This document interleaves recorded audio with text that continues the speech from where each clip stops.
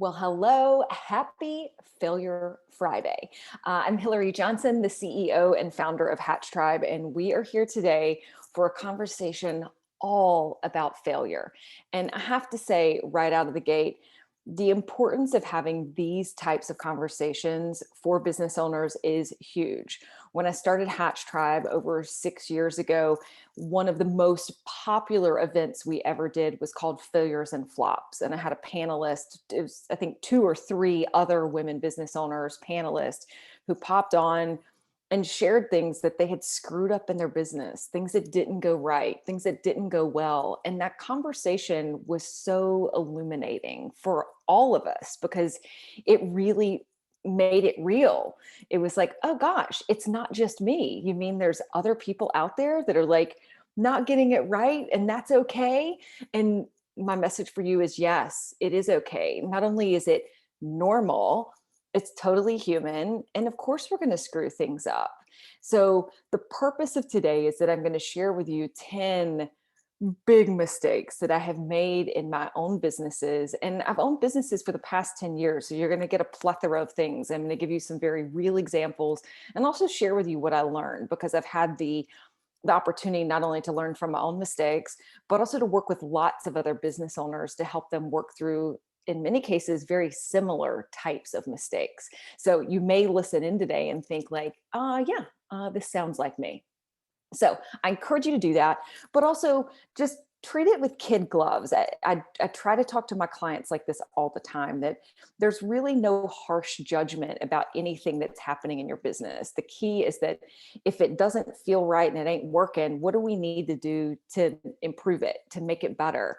And so what you'll see today, some of these were very painful lessons that I learned, but I try not to judge myself too harshly for them because I have been able to learn from them, and I'm going to be able to teach you all a lot of things that will help you hopefully avoid making those same mistakes in your business. So I'll just say hello to a couple of folks that I see have already popped on. So Donna and Katie and Maggie and Trudy. Hello, how are y'all? Okay, so let me go ahead and pull up the slides, and then maybe if one of you will pop into the chat box and at least just tell me that you can see them. I'm going to bring this up.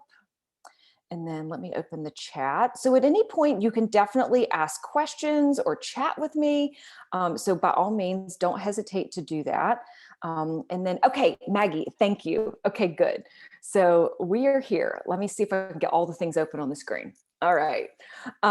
So let's go ahead and dig in because we've got a lot to cover today, but I just want to give you a little bit of background because some of you know me, some of you are a little new to Hatch Tribe. And so just want to give you context for where all of this comes from. So the first 10 years of my professional life, I worked in sales and marketing. And that gave me a really great understanding of what it means to get out there and to promote yourself and to promote your products and your services and really put yourself out there, but also to build really big brands. I spent the last 10 years running businesses. I've started 6. I have sold 3 of those. I currently run 2 businesses, one of which is Hatch Tribe, and I'm in the midst of launching a 3rd business. So I think you're getting a sense here that I love businesses. I love building them. I love transforming them. It's a deep joy for me. Now, connected to that is my mission. I really want other women entrepreneurs to be able to grow their income and their impact. And those 2 words are really important for me. You know, everybody's going to have their own definition of what they want to earn, your income. But I think most of us would also agree that there's a desire for us to do positive work in the world, that whether it's working specifically with the audience that you serve or thinking in the bigger context, there's an impact that you would like to have, and no doubt it's a positive impact. And so I talk a lot about that in my work. And I believe at the heart of it, entrepreneurship is a force for good. You know, we have the ability to change local communities wherever you live. You're part of changing economies. And we know that small businesses are a huge part of what helps any economy stay alive and healthy. But we also change women's rights. And that's a part that I take very seriously. Women's rights, humans' rights, all people's rights. You know, entrepreneurship is a force that allows us to do that from the ground up. I'm getting chill bumps because it's the thing that I get most excited about. And then just a personal tidbit before we move on. My favorite motto in life is live loud, eat well, and travel often. No doubt, probably much like you guys, I haven't done a lot of the last part of that. So I'm looking forward to getting back some traveling often now that the world is, God willing, returning to some sense of normalcy. Okay, so disclaimer, I want to say this up front. At the end of this, I'm going to share an opportunity for you to work with me. And I like to say that right out the gate. You might get to the end and be like, I'm cool. I've learned from you. I've learned what I needed to do. And that's awesome. That is definitely the intent for today, is to teach and for you all to have an opportunity to learn.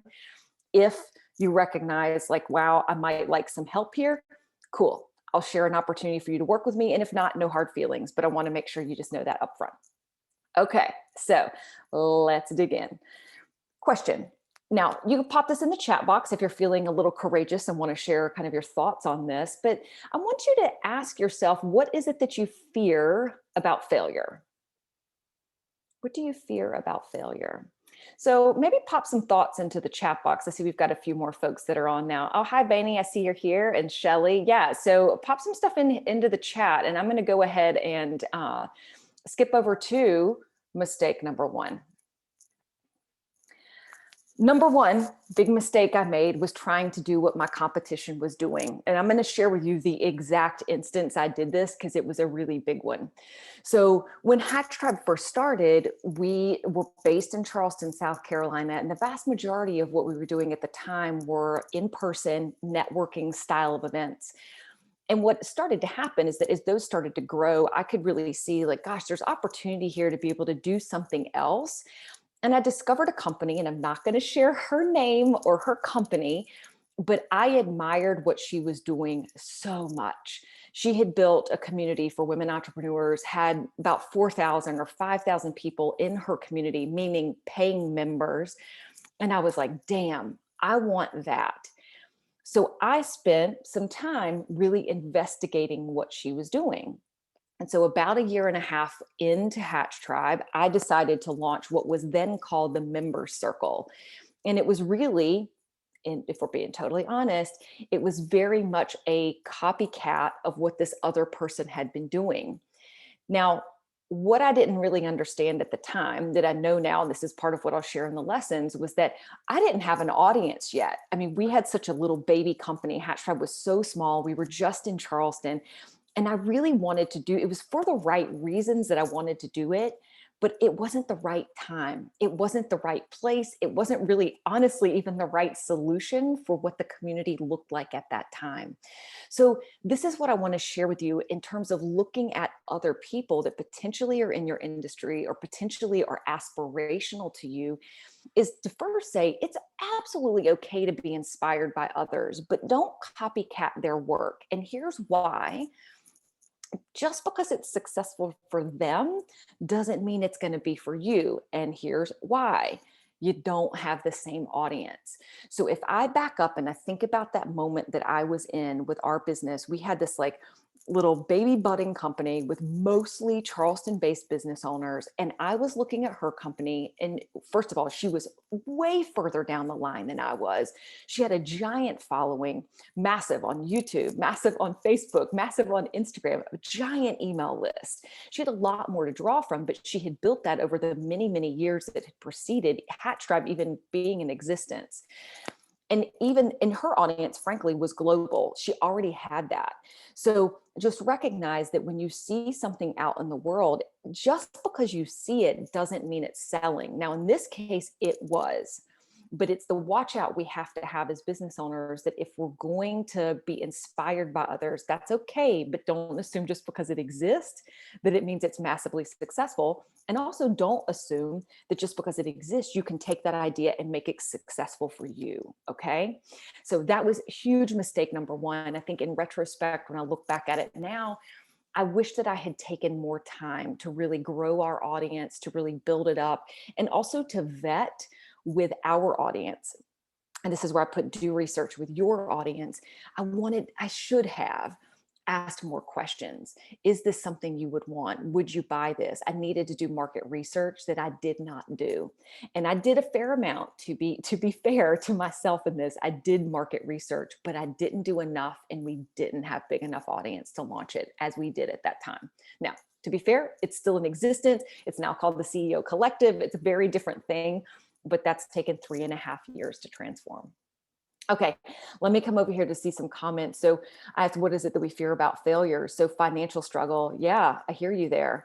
The judgment of those I admire, friends and family. This time the business is both my partner and I, and failure feels huge for our family, right? Like there's just more at stake potentially. Yeah, okay, these are really good pieces of feedback, and we're going to talk about some of these. Okay. So let's talk about mistake number 2. This is now going to be associated with mistake number 1 that I shared you. So when we launched the member circle at the time, the prices were like $35, $37 a month, which guess whose price that was? My competitors. And $349 or $347 for the year. After we launched it, in like that first year, it was not getting the number of members that I wanted. Now, when that happens, of course, you start to do this thing like, well, wait, why is no one signing up? Why is no one joining? What's happening right now? In my rumination of that, what I believed was that it was because of the price. I thought, well, gosh, maybe it's too expensive. Maybe it should have been less. Oh boy, what a mistake. This is a mistake that I see so many business owners make, is that we automatically go to this place of thinking that it is our price that is the problem. It wasn't the price. We ended up lowering it, and it didn't really change what we did even at the next launch. We kept the monthly the same, but we lowered the annual. I pulled it down to $297 or $299 with the thought that if it was below 300, that people would be more likely to sign up. Oh yeah, that $50 is going to make such a big difference. Well, I believed that at the time. But again, when I can now back and zoom the lens out, I'm like, the problem was we didn't have a big enough audience. So it's like, if you think about the funnel, I needed more people here. The pricing actually wasn't the problem. I didn't have enough people here to pull them all the way through the funnel to actually buy. We hadn't built enough demand either. And honestly, I don't think we marketed it very well in terms of what it was really intended to do. So as it relates to pricing, I want you to be thinking about, like, what role is that playing in what you're selling? Is there any money mindset issue that's at play for you? So the first thing is, if you're feeling like you want to lower your price, no matter what it is that you sell, I really want you to ask yourself why. And is there any amount of fear that's at play? Like, am I worth this? Can I charge this much? Sometimes that's at play, and it's often at play for women. Now, another question we really want to ask ourselves is, if we start to lower our rate, will you be joyful doing the work at that rate? What tends to happen is that when we pull our prices down, we start to resent the work and we really don't want to do it. So remember, our pricing is a value exchange, right? So you're giving whatever product or service in exchange for this income coming in. And that exchange needs to be mutually beneficial. So if it's lopsided and you're like, man, I hate this now, then that's not the right value exchange. So we need to remember that. And another piece too is that we never want to sell on price and price alone.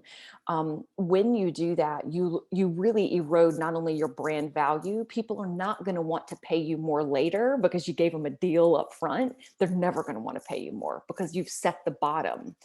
And also it erodes your industry. And so I can think of, there's a client that I've worked with who's in the interior design industry, and she has really fostered open communication with other women in her industry to say, we need to talk price, and we need to all be at least in cahoots about what the base is, so that none of us are going beneath that. Because when we do, it hurts all of us. It drags the entire industry down. So don't be the bottom feeder. Don't think that you have to go super low in order to get price. We really want to sell more on value and on the quality of what we deliver. And also, I encourage you to set regular dates to review your prices and to raise them. So the example I would give you is, for me with one-on-one coaching, I typically will raise my rates every every 6 months at least, based on knowing that I've got enough demand and that I still believe that it's fair for what I'm delivering and that it feels like the right value exchange. So I just have a like review pricing and like really taking into account, like, is the demand high enough that I feel like I make this move? If so, I just do it. And you just get into routine with that. Okay, so those are my first two big mistakes, but I want to ask you a question, and maybe you can pop some comments into the chat here and let me know how you're thinking about this. So the question I have now is, why do you try to avoid failure? I think, for most of us, we don't sort of willingly go into situations and say like, I can't wait to screw this up. Like, I mean, there is a book about this. I think the author's name is Jia Jiang. I might be making that up, but he tries deliberately to fail. And the reason he's doing that is because he's trying to break himself of that fear of the failure. So the question is like, why are we again trying to avoid it? So Maggie, yeah, the financial cost. And again, let me slide this chat box over. Embarrassment, right? Okay, so what if I do this, and then what if, like, I might be embarrassed because now someone else is looking, because embarrassment is someone else looking at what we're doing, right? And Katie even mentioned that about, or no, Maggie, about judgment, right? Okay, so if you have any other thoughts on that, pop them into the chat, and then I'll continue on to share mistake number 3. So mistake number 3 is that I pursued too many goals at a time. Now, I think many of you are going to relate to this because as business owners, one of the gifts, and it's what makes you really good at what you do, is that you see opportunity and you see possibility. You can see things that are broken, that can be fixed. You can see how you could help in a certain situation. And it's often that viewpoint that gets us into situations where we're like, yeah, yeah, yeah. And we just keep adding and adding and adding to our plates. So the example I'm going to give you for this one, it happened this past year during our COVID shutdown of a year. We were asking lots of questions to our community, like you guys, and saying like, what's going on? What do you need? What help do you need? What support do you need? And from a very good place, I wanted to try to answer as many of those problems as I could. And we opened up the CEO Collective. We did an enrollment window for that. And immediately after that, I was like, oh my God, people don't know how to market their businesses online. And everybody was having to shift to doing that. So we launched a new course. And that was a giant course with like 8 modules over 8 different weeks. And it also included this entire other course called Capture and Convert. Well, I took on so much with that like literally I didn't have room to breathe, because by the time we were creating the content after we sold it for all of the courses, plus what I was doing with my coaching clients, plus what I was doing with the mastermind group and all the stuff, I was literally drowning. So I think it's important for us that we understand not only do we have the goals and the things we're trying to pursue, but there's also the work of what it takes to fulfill the things that we pursue, the things that are sort of above and beyond. So I like to give a couple cues for this. The first is understanding, do you even have free time in your business right now? If you don't, or if you do, you have the time to pursue more, right? There's something else you can do. But if you were already at your bandwidth, like, dude, I have no more time to give, I'm already burnt out, you really only have 2 levers to pull. So one is you hire somebody and that person comes on and helps you with the things. The other is you let things go. You say like goodbye to this project, goodbye to this thing. And that can be a temporary goodbye. So I often tell my clients, like, I need you to at least stick that on the back burner for now. You can come back to it later. I'm not asking you to kill it, but I do need you to move it back and focus here. So the piece that I remind you is that the real results in your business are not going to come from dabbling. It comes when you choose, and this word is deliberate here, when you choose to focus on fewer things. That's where you will get those massive results in your business. And so what the analogy I give is that instead of going like an inch deep and a mile wide, which is what happens when we pick lots and lots of goals, we're like, I only get like a little bit far on this. Each one of these, like, you just can't move the needle. Conversely, if you say like, my focus is so narrow, like I only want these 1 or 2 things to really knock it out of the park for the next month. Inch wide, mile deep. And that's where you really start to see the result. And I will tell you, your your motivation gets higher because you can see the results and see how the work that you're doing is really impacting. So it's like, oh yeah, this is amazing. I'm doing the things. But you absolutely have got to narrow the focus. We can't just keep adding to our plates. And that is part of the reason business owners get really burnt out and really stuck and really slow their growth. Now, let's talk about number four. Another big mistake I've made is taking on clients that were not a good fit. Now, many of you work one-on-one with clients or work in like potentially in a service-based business where you have some type of a process where you determine if you're going to be a good fit for that client. And when I work one-on-one with coaching clients or when I work with someone in our mastermind groups, I always interview them. And part of that is because I want to make sure I can actually help them. And the other part is I want them to have an opportunity to ask me questions and make sure they think I'm a good fit for their personality, for what they're looking for. And there are a couple of occasions that come to mind. And again, I'm not going to name names, and even including in this past year, where someone that I interviewed was not feeling like quite the right fit. You know, when I think about these occasions, there were some things that they were saying. There were some things that they were not saying or not asking. There were also some things behaviorally that I was kind of watching, and I'm like, something about this, and I don't know if I could have articulated to you at the time exactly why it didn't feel quite right, but I chose to take that person on anyway. And if I ask myself why, the why was because I wanted the money. And this is a risky proposition, right? Because there are moments in our businesses and often very early on where you're like, dude, I'll take any work I can get. Like, I've got to get some money. On the other hand, when we take those clients that are not a good fit, we do not create space for the ones that are. So I want to remind you of a couple things here. So one, not all money is good money. There are some clients that are literally just going to burn you out. They suck. They're not the right fit. You're not going to really deliver great work for them. You literally might not even be able to based on what it is that they want. So you're not going to knock it out of the park. So I would say really look for those early warning signs that a client might not be the right fit. And it could be about the what, meaning what you're selling them, but could also be about like them and their personality and your team and how seamlessly they fit into what it is that you do stylistically. And one key note here is that if somebody is going to haggle you for over price, and this is not what happened in my case, but I was thinking that this was really important to note. Oftentimes in these early phases, when we're vetting out a client, they might say, yeah, but I can't afford that. Can't you do it for this? And they start to haggle you and you feel pressure to push your price lower. Typically, those are the clients that are never going to value what you do, and they are always going to work you to death. And I can give you one instance of a client I'm working with right now. She happens to be in the field of marketing, and she has had several people that have pushed her on the price. She's lowered her price, and then she's found herself in a position where she's like, oh my God, I hate working with this client. They never like what I do. They're wearing me out. And I'm like, you got to fire your client. So just recognize that, especially if you've been through that, like start to listen to that gut and intuition. And part of this is the last point. You're going to feel joyful working with this client over the long haul.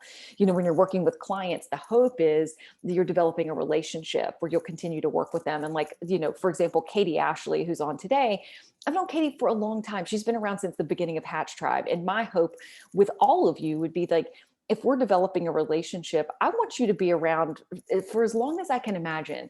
So I want you to be thinking about that even in your own business.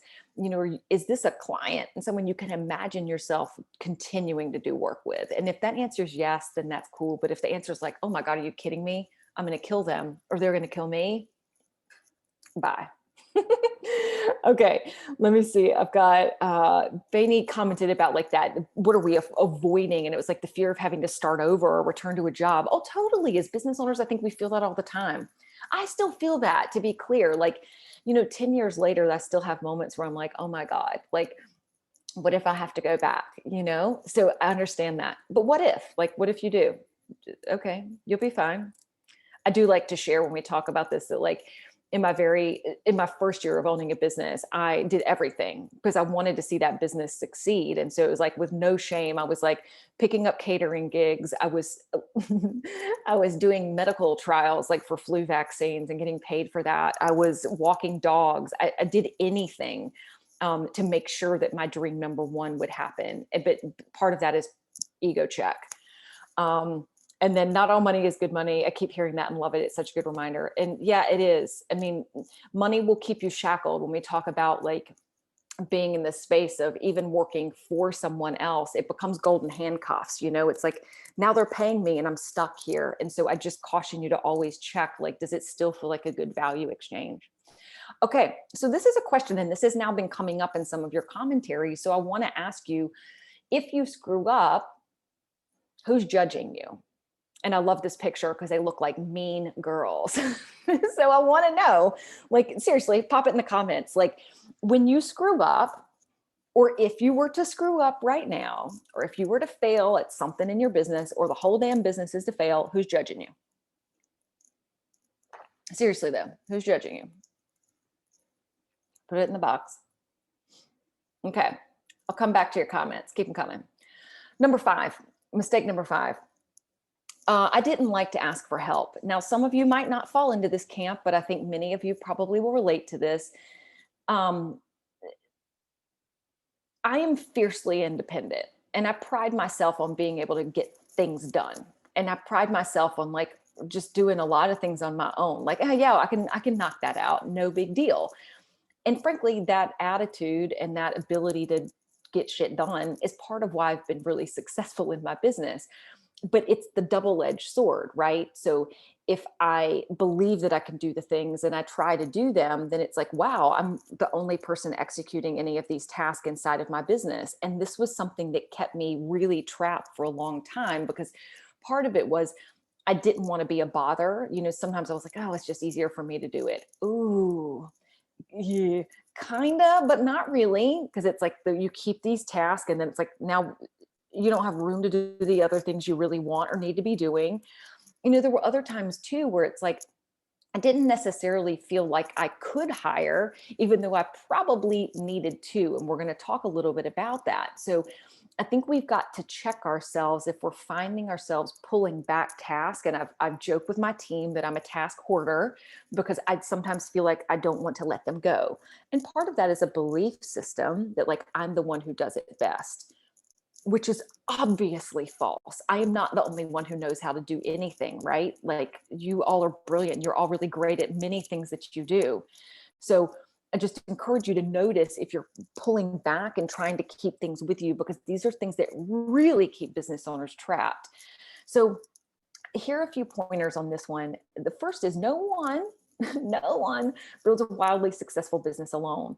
And the key piece here is that you have to understand the opportunity cost of your time. Your time is valuable. So when you choose, and let me give some examples. So like if you choose to do your bookkeeping and accounting, you're probably not really good at it, but you're choosing to do that. However many hours you're spending on that is time you're not spending on sales or marketing or even working with a client. If you choose to do all of your social media, and let's say that's taking you 6 hours a week, that's 6 hours you're not putting towards something that only you can do in your business. So what I'd ask you to do is an audit. And these are the criteria I like my clients to work with. One is, what do you suck at? Because there are definitely some things you're doing in your business that you just stink at doing them. What do you hate? Like when you sit down to do it, you're like, oh, kill me now. I freaking hate doing this. Or when you're doing it, you're like, I have absolutely no business doing this. Okay. So keep an audit, like throughout the course of a week, just note all the tasks you're doing and start sticking them in these buckets. But I also want you to put things in buckets about what brings you the most joy. So when you're dropping into your task for work, what do you love? And then what's your zone of genius? Like, what can only you do in your business? We want to start crowding out that top section. And we want to create space for the bottom section. And we also want to build margin in so you have time to like actually enjoy your life and enjoy your business. And the key thing here is just a reminder, hiring doesn't always mean full time. It can, but you have lots of options. And so what I would suggest is you're building out this audit, choose one thing to get off your plate and move on that. And you can expand on that over time, but this is really critical. In order to build a really thriving business, we cannot pull all of it back and think that, like, I'm the only one that can do it. That's going to keep you playing small for a really, really long time. And let me give you number 6, because this is also associated here, is that I also made some bad hires, in the process of learning how to ask for help and recognizing those areas where I'm like, wow, I suck at this. Like, I've legit got to get this off my plate. I also brought some people onto my team that were legit not the good fit. The first thing is I hired friends. And I will tell you, that's usually not the best thing. Like, just because they're your friend and they're like, oh, I can help you with that, doesn't mean they're a good hire. You still need to treat it like a legit job. Um, Two, just because they're a warm body doesn't mean they should take the job either. So when we get in moments of desperation, typically this is when your like plate's overflowing and you're like, holy shit, I should have hired like a month ago. That desperation will often drive making a really bad decision to pull somebody in. And I've done both of those. So a couple tips here is that, one, hire slow. And we can do that when we're not pushed into the margin. So typically what I'll tell people is that, like, if you think you already need to hire, you do. It's probably a little bit too late, but don't rush it. Like, just take your time. And 3 things have to happen in order for you to get really good hires. You got to build out a job description. Spelling looks weird, but I think it's right. um, you need to know what their role is so that you can actually teach them that, and what their responsibilities will be, like nuanced, really written out, because that's how you will train them. 2 is, like, really treat the interviews professionally and really vet them out. Like, are they a good fit for your company culture, for your values, for the vibe, for your style of work? Like, it's really important that you get the right fit, not just a warm body. And then from a training perspective, I use this with every client that I work with, is just a reminder that onboarding is going to be about 100 days. So it means during that first 100 days, you're going to train them, you're going to train them again, you're going to train them again, you're going to answer the same questions 8,000 times, and you're going to be like, oh my God, when are they going to be up to speed? It's 100 days. It's not 2 weeks. So be patient. You've got to be patient with this. And this was advice that I got from my mastermind group. And it's honestly saved my life, because I was so impatient and I thought that people needed to have things figured out after I taught it to them once or twice. I didn't understand that it was going to take time. I get it now. And then the last piece here is, like, you got to start giving honest feedback to your team from day one. And this, again, was a big mistake that I made as it relates to hiring people. And we're going to talk about this in a second, but I was so impatient and I really wanted them to have like results immediately and yesterday, but I wasn't giving them feedback, and that wasn't really productive for them. It wasn't really helping them be a good fit.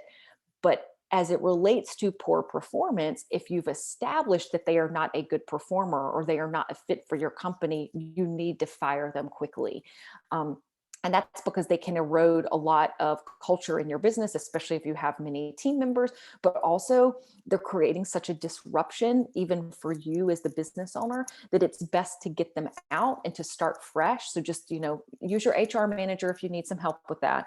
But by all means, get them out of there when they got to go. Okay, so let me look back into the chat here for a minute. So I asked about who's judging me. Men, realistically, no one who really matters is judging me, but still my frail ego. Probably me more than anyone else, really, hopefully. Yeah. So I think that this is the key, is that we really have to look at the fact that the judgment is primarily us. Myself included, even with a very public brand where I'm very much out in front of the world, y'all are not thinking about me nearly as much as I'm thinking about me. That's a fact. And that's a fact for all humans. Like, we spend way more time in our own heads than we do thinking of others. And typically, if you're to screw something up, no one's going to know, or the microcosm that does doesn't really even understand the full context for it. And furthermore, they don't give a crap. So I think that the key we've got to remember is that the judgment almost fiercely is us. It's a self-inflicted judgment about when we fail. So I think it's good. You guys kind of landed on that. It's the key of like really watching. And Maggie points to something here that's important too, is that there's a quote that I love that says, those who mind don't matter and those who matter don't mind. And I think that that's really important because it's like the people that love you and care about you, when you mess up, they're going to be like, oh my God, you're fine. I've got your back. It's okay. That'd be me for you. Like if you screw up ever, I got your back. But the other people that are like judging you from the outside and are scrutinizing you and beating you up, these are not your friends. Get them out, you know? Okay. So question for you here. When did you not trust your intuition and it led to a bad decision? So I just want you to think about that. And you don't have to necessarily type this in the chat box, but I really want you to think about that. Like, where was an occasion that's happened in your business where you're like, yeah, kind of went against my gut on that. Felt this way, made a different decision anyway, and wow, did that backfire? So think about that. Let's go through a couple more of these failures. So number 7, this is one that I think of all of them felt really painful. I partnered with the wrong people. And the example I'm going to give you, and I've had a couple of these, but the example that I think is most relevant is that I often get approached by people who want to collaborate. And early on, I was more receptive to that. We were a smaller company, and at the time, um, you know, I was still looking for opportunities to really partner up with others to expand our reach and to broaden what we were doing. And there was an event that many, many years ago I chose to do in partnership with a couple of other people. And these were people that I loved. I really liked them as people. I liked what they were about. I liked what they were doing. And I went into it with very much optimism and hope. And what became clear after really getting up and running as we were working on this thing together was that we did not have a similar work ethic or a workflow, and there was a real lack of accountability by one of the members who was part of this team. And so my caution here is that it's not that collaborations are bad and it's not that partnerships are bad. They can be wonderful, but they do require some time to really vet them out. And so the key here is that just because you like someone doesn't mean they're going to be a good partner. And I see people collaborating together all the time. I see it through Hatch Tribe, and I love seeing it when it works. But when it doesn't, what I note is that there wasn't enough time put in to really evaluate the partnership. And the key here is that you want partnerships to be a win-win for both parties. It's got to be a win for you, and it's got to feel really good, and it's got to feel really good for the other person or people that are involved. And what I would invite you to think about is, do you have similar values? Do you communicate well? And honestly, I would say that's probably the more important one. Do you have a similar work ethic?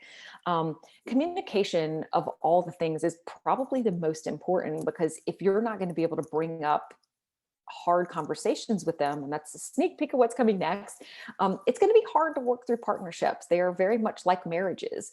And I think that that's the final point here is like, is this someone you could see yourself working with long term?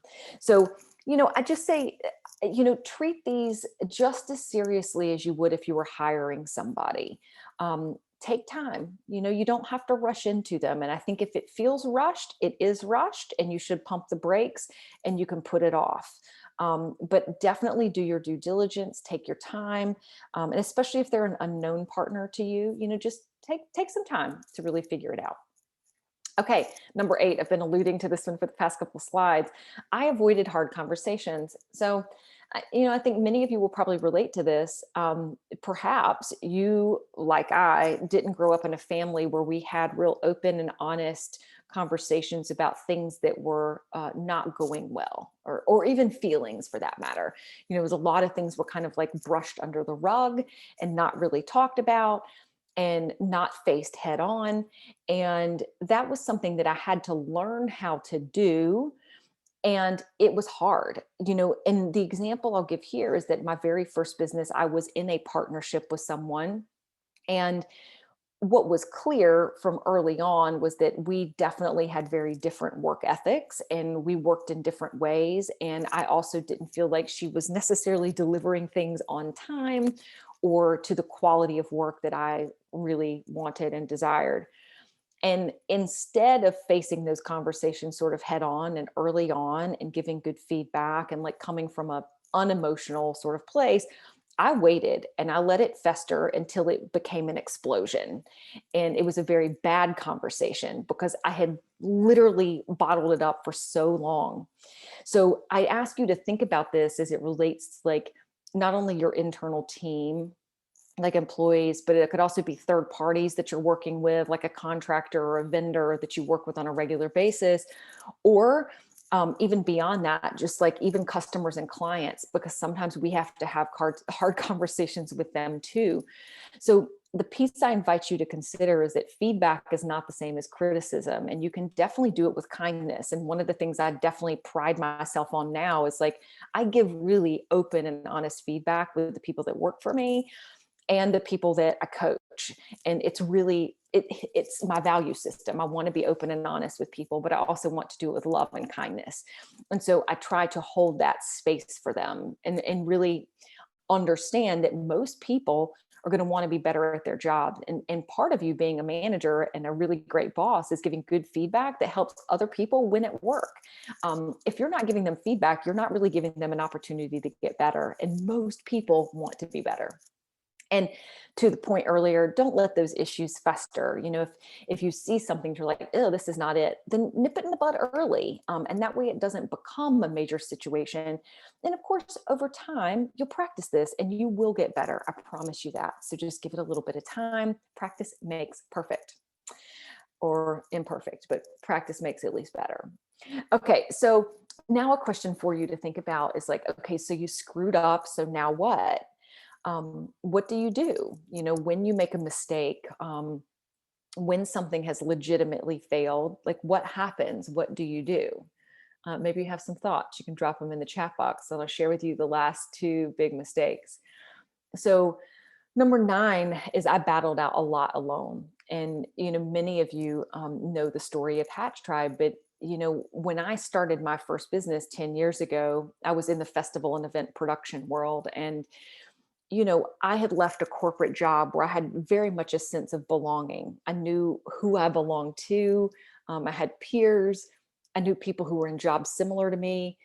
I'd moved from Chicago to Charleston to start or to start Gusto Group at the time, and I didn't know other business owners. I didn't know people who were producing festivals and events. I didn't know women business owners. I had no sense of community. And during a lot of that time, I was cutting my teeth on everything, trying to figure everything out, making boatloads of mistakes, like literally feeling like I was getting handed my ass every single day, and also lost a bunch of money in the first year, as tends to happen with a lot of businesses. And we were taking big gambles with these like multi six figure business or multi six figure events. So the point of this is to say, I really went into a bad place. Like I wasn't in a good place mentally or emotionally. And I was really fighting it out alone and not understanding that what was really missing for me was a sense of connection and community, but a meaningful one, like a place that I could actually come process the shit that was going on with me. Because I just didn't know where to do that. I didn't know where to process that. And so the first thing that I want you to ask yourself is like, is there any part of what's happening in your business that is stuck on repeat? Like, are you doing it in a loop and you're looking back like 6 months later or a year later and being like, Jesus Christ, how am I still doing this? If that's happening, chances are you need some external help. And it's really because we can only take ourselves so far with the current level of knowledge we have, right?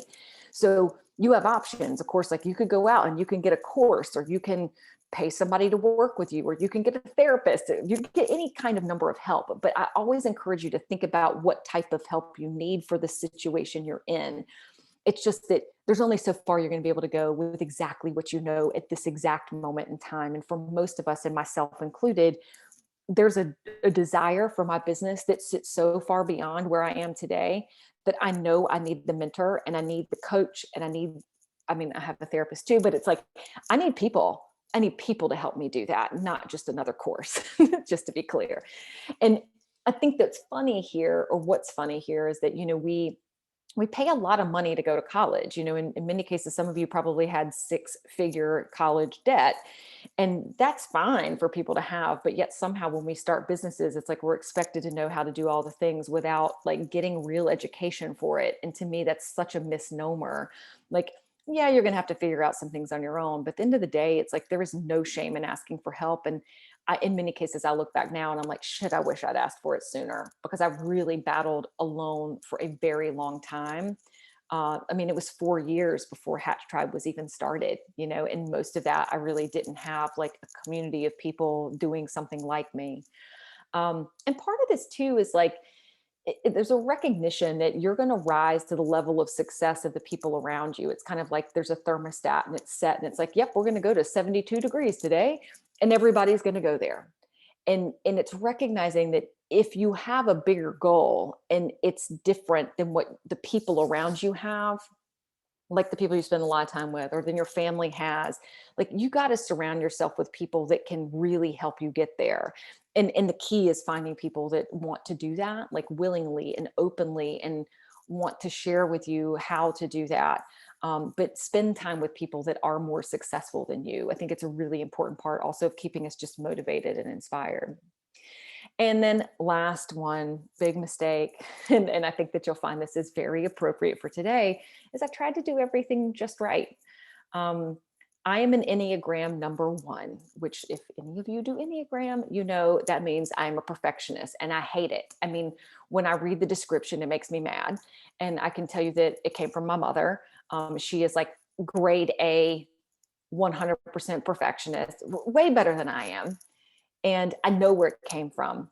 And it is one of the things that, as much as I hate it, has also made me really successful. I put out really quality work. I know that. I'm really good at the things that I choose to do. And I will not put something out unless it's damn good.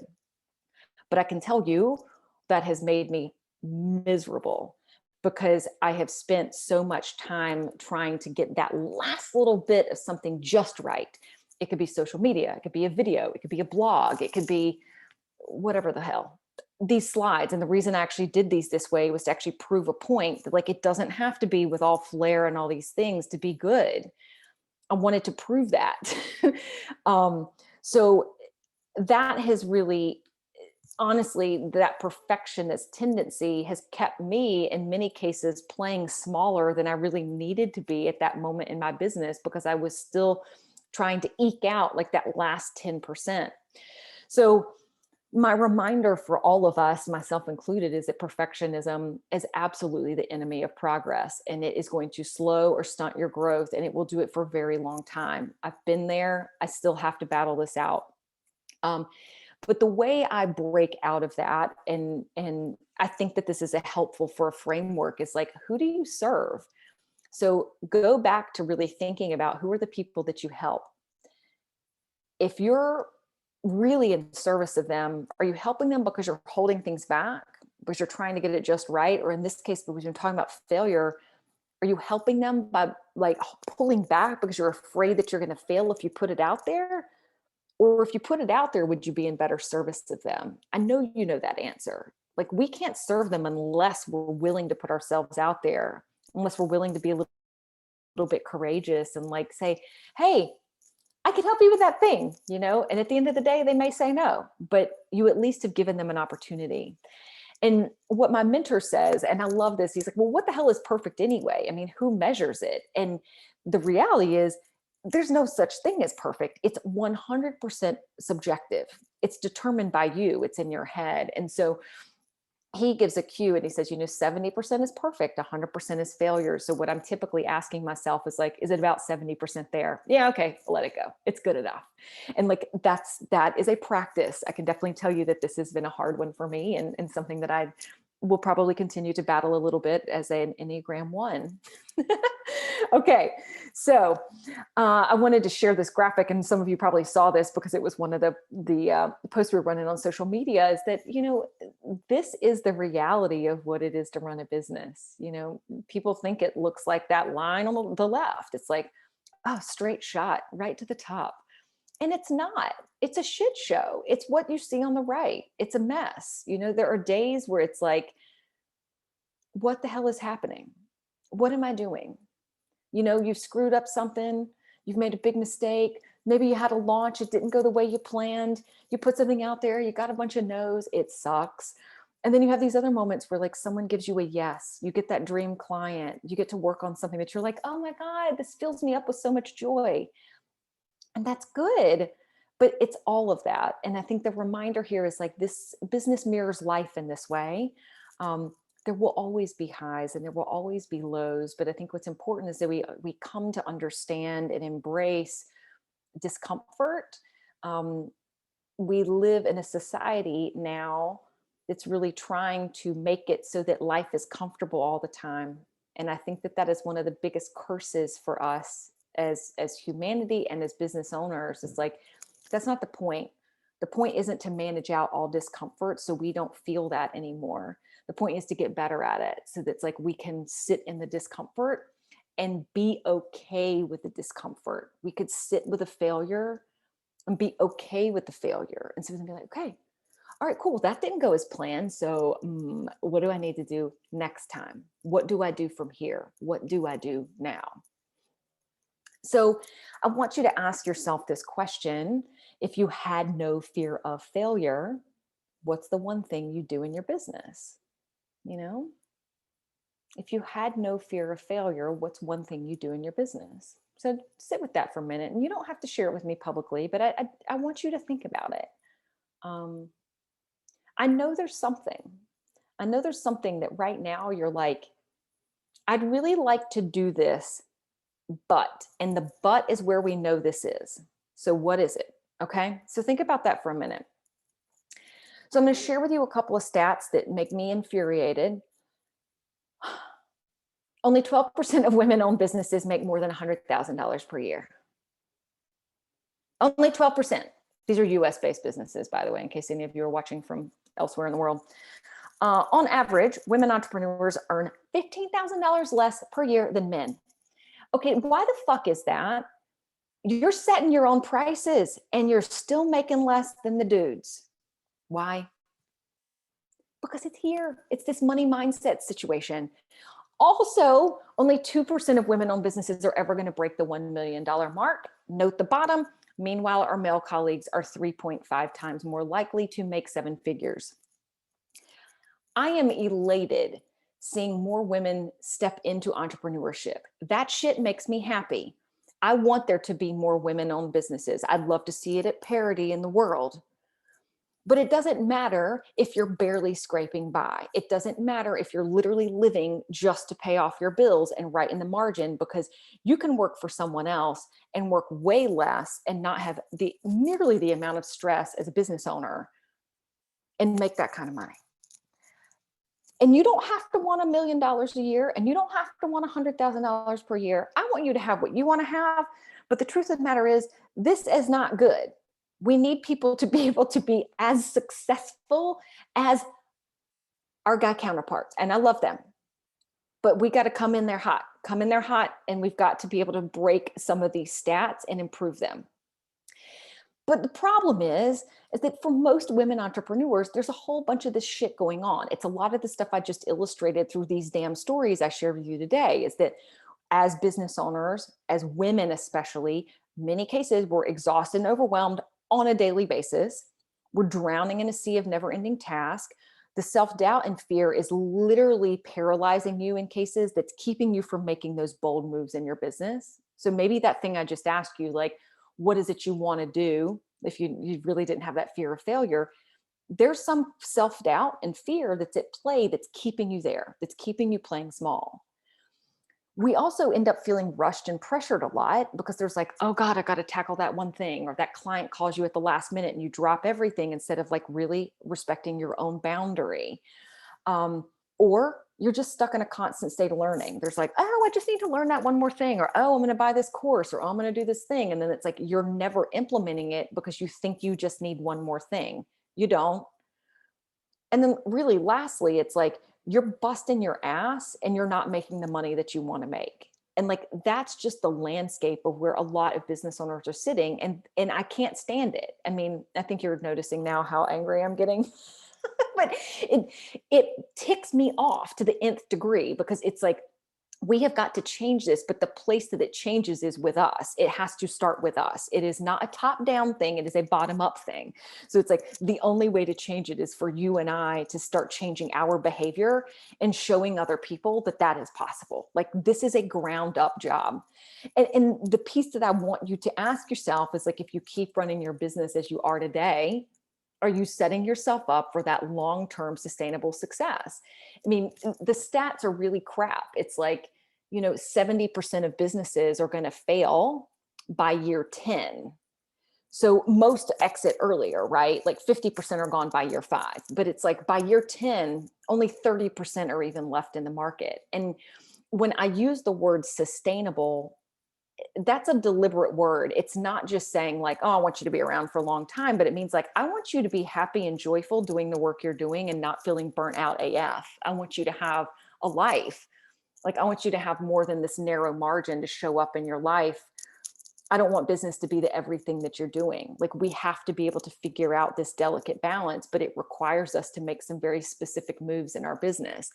And what happens when we live in this space as struggling entrepreneurs is like, we're often trying to work our way into success. And listen, it's honest enough. I mean, we are in a society where these things get thrown around, like work harder, do more, hustle, bust your ass, do all these things. And I think as women, we intuitively know that ain't right. But in order to do that, we have to be able to do other moves in our business. And I'm going to talk to you about what that looks like. But we can't just force our way into success. And we also can't keep thinking that all risks are scary, because that's what keeps us playing small. And we also can't stay in the space where we think, well, I've got to know all 8,000 steps before I take the first one, because that keeps us trapped. We can't keep letting fear of like failure and judgment and rejection keep us from making those moves. So I think you see the picture here. It's like, we've got some inner work we have to do to shift the outer work in order to make these moves in our business to free up some things. And what I really call this is like, you got to start thinking like the CEO. Many of you, and I would put myself in this at one point, are still acting like an employee. You're like, yeah, okay, I got it. I'll get it done. I'll get it done, boss. And you're like, oh, I am the boss. Oh shit. But I'm still doing all the work. Like, you're literally operating as a tactician or an employee inside of your business, instead of zooming the lens out and being like, okay, if I were the CEO, which by the way you are, what do you actually need to be doing? And so we know that when we think like the CEO, we can take some calculated risk, because we recognize that that's part of what's going to let us really live the life we want and build the life that we want and have the business we want. We also trust ourselves that we'll figure it out. So it's like, okay, I don't have all the answers right now, but I at least have enough to get started. I'm gonna get going and we'll figure it out as I go. But we're trusting ourselves in that. We can also understand that like, we're going to screw shit up. We're going to make some mistakes, and know that the learning is where we do what we need to get done. And we recognize that we're like in control. It's like, all right, I got this. Like, I'm in control of the bigger picture of this, no matter what. Like, I'll just keep putting one foot in front of the other. And really, brilliant CEOs are spending way more time taking action rather than really sitting around planning and coming up with strategies. And I find that that's a place that we default back into. We will be like, you know what, I need to go figure that out. And we pull back and we set plans and we set goals and we do all this strategy building instead of putting it out.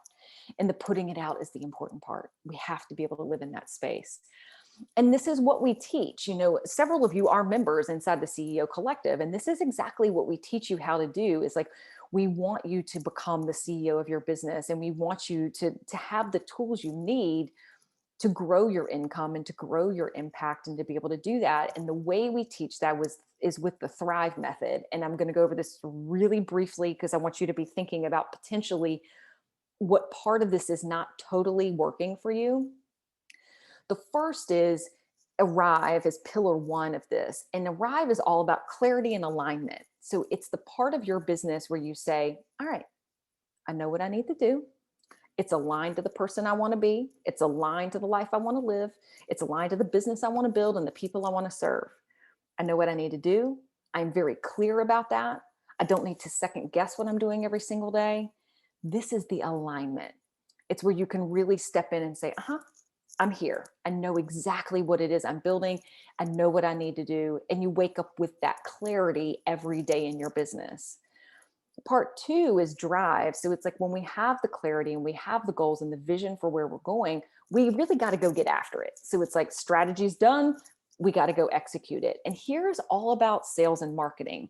Those are the two things and the only two things that are the growth engines of a business. They're what bring in your customers.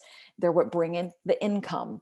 So we have to be executing like champs in sales and marketing. So if right now you're thinking, I don't have enough customers and clients, they're not converting, whatever ads I'm running are not working, whatever social media is getting no response, some part of this drive function is not working in your business. And then the third is thrive. And that's the piece where we start to find the easy buttons. So we're looking for things to say, how do I make this easier for me so that I can put a little margin back in my life and like start to enjoy it? Because we know that if we're busting our asses on sales and marketing all the time, we might be starting to burn out.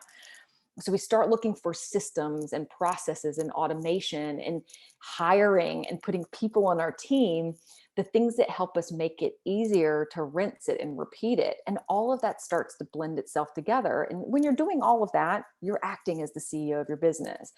But when one piece is missing, it ain't working.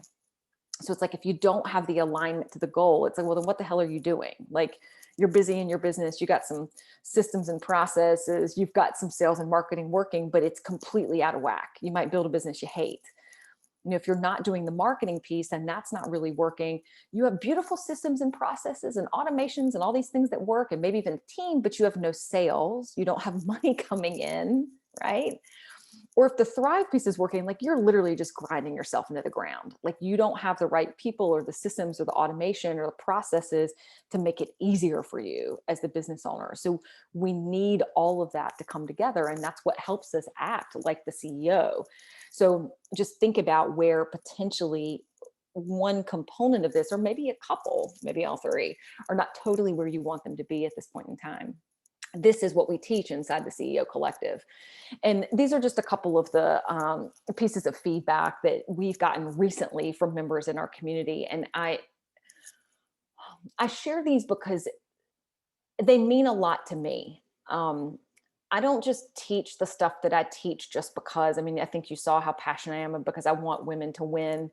But when I get these notes from our clients or from members in the community, I mean, I literally like sometimes cry because I'm like, this is it. Like this is where these women have implemented the work, like they're doing it. And this is part of what's possible, but we have to start acting different in our businesses. We can't stay trapped in the same repeating loops that in many cases, you might find yourself in. So part of the CEO Collective, if you're a member, of course, is the Thrive Method. And that's a training. We roll out a new training every month. But also I do CEO coaching, and that's once a month. That's actually something we just added. So for some of you who already are members, we were doing it quarterly, and it's now going to be monthly. So you get a chance to sit with me. And that's an opportunity for you to like literally ask any question about your business. We do hot seats. I will bring up really interesting topics and ask us to do feedback on them.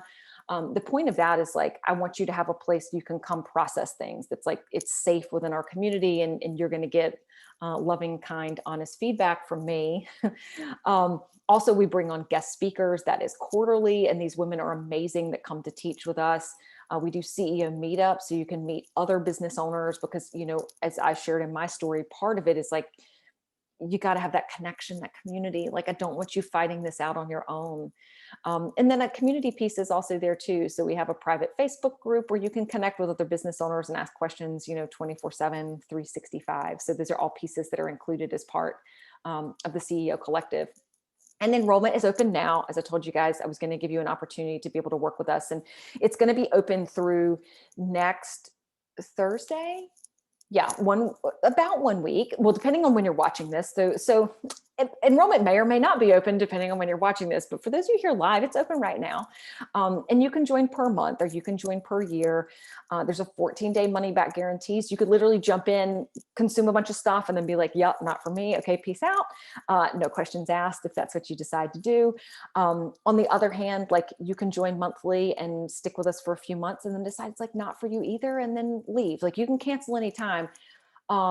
But I love when people join for the year because to me, it's them saying like, I'm committed to this. I'm coming all in. Like, I want the support. I want the tools. I want to grow. I want to like really implement this in my business. And that is typically where we're seeing like the best results are our members that are joining for the year. And they're really saying like, yeah, I'm doing this with you. And I want to see you win. So I'm going to be with you every step of the way. So the question I want you to ask is like, if you keep doing what you're doing right now in your business, like if everything stays the same, nothing changes. You keep doing what you're doing, clients keep coming in like they are, your marketing keeps doing like it is, like what's going to happen? You know, are you gonna be happy at the end of the year? And I think this is just a question we have to ask ourselves. And I do the same. Like I do that inquiry of like, okay, based on where I'm at right now, if everything goes exactly as it is and nothing changes, am I going to be happy where I'm at in a year or at the end of the year? Like what gives? Will I be okay? So I want you to just think about that. Just know that like we've got your back. My mission is to help as many women be brilliantly successful in business, and I want you to become the CEO that your business really needs you to be. If you feel like the CEO Collective is a good fit for you, I'd love for you to join us. If it's not, that's cool too. I hope that you learned something from today. I mean, at the end of the day, you know, we want to help as many women entrepreneurs as possible, and it's going to take lots of ways for us to do that, and this is of course one of them. So for all of you that were here live today, I just want to say thank you so much. And I know that someone had asked whether or not we are going to send a recording, and yes, we are. So I am going to publish this out. It's probably going to be, it could be this weekend before we get the email out to you guys, but there will be a full replay. So you will have access to that. And I thank you all so much for being here today. It means a lot that you took this time, you know, out of your day and that you put on your calendar. And that's part of the battle, you know? So thank you all so much. And of course, if you have any questions, I'll stick around for just a second. If you have a question, let me know. You can stick it in the chat box. And yeah. We're the CEO Collective, like I said, will stay open until Thursday for enrollment. Then it'll close down for a while. And let me think about the first couple things that you would have access to. So the month, let me think about like, what day are we at? Okay, so the month of June. Okay, so the Thrive training for the month of June is actually going to be about visibility. So it's about how do you really establish like credibility, authority, leadership in whatever industry that you're in. So we're going to talk about that, gaining visibility. That's not the exact title of the workshop, but that is going to be June. And then we also have a guest mentor that's coming on to talk about personal branding. So how do you, because for most of us, you have a personal brand that might sit adjacent to your business, or maybe it's infiltrated into it, like mine, like I am inside of Hatch Tribe. So how does your personal brand need to show up and what does that look like? So our guest mentor is going to do that. And you have CEO coaching with me. So we'll have all of those things happening in June. So, okay. I think we got it. All right. Well, if y'all have any questions at all, don't hesitate to reach out. You can always shoot me an email or reach out to us on Facebook or Instagram. We'll get the replay out. And again, thank you so much for being here. I hope you had an awesome day and have a great weekend. I'll talk to you soon. See ya.